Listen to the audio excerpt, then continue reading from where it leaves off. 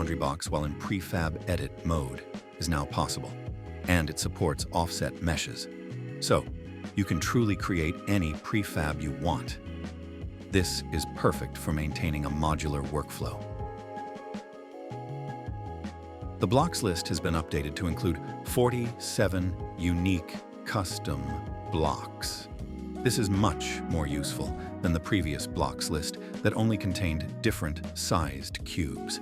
This is highly effective for hard surface artists and sculpting users. The blocks list can now also be modified. In the Developer Tools section, a button has been created to toggle a Modify Blocks List mode. This adds a tiny wrench button on the blocks list to modify the list, just like you can with other custom lists. It also adds the blocks list to the Save To drop-down menu, so you can save new objects to the list if you want to. Speaking of modifying a custom list, rearranging items in the full-screen window manager is now instantaneous and only updates the on-disk file once the Done button is pressed. 2 new custom lists have been added for you to play with: the Big Blocks list and the Sci-Fi Building list. The Big Blocks list complements the new blocks list with 2x2 shapes. The Sci-Fi Building list lets you create an entire sci-fi building as an example of how to use custom lists.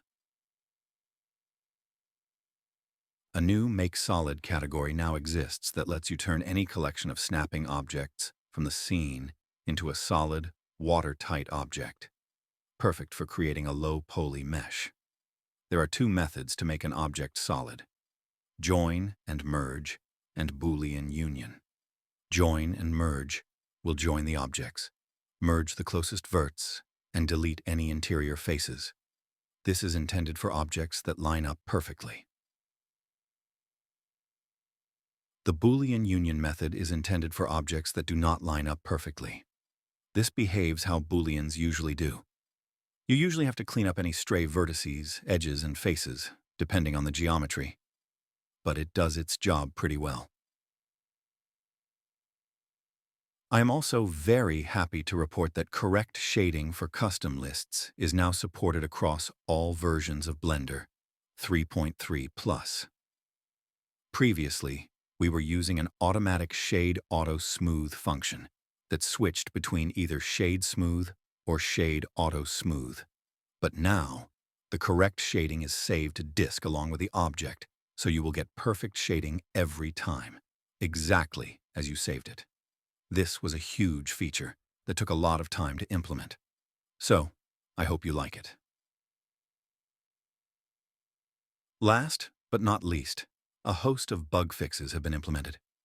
This bug fix list includes custom list cross-contamination, ghost objects left behind after saving, duplicate lists when uninstalling and reinstalling the add-on, and much more.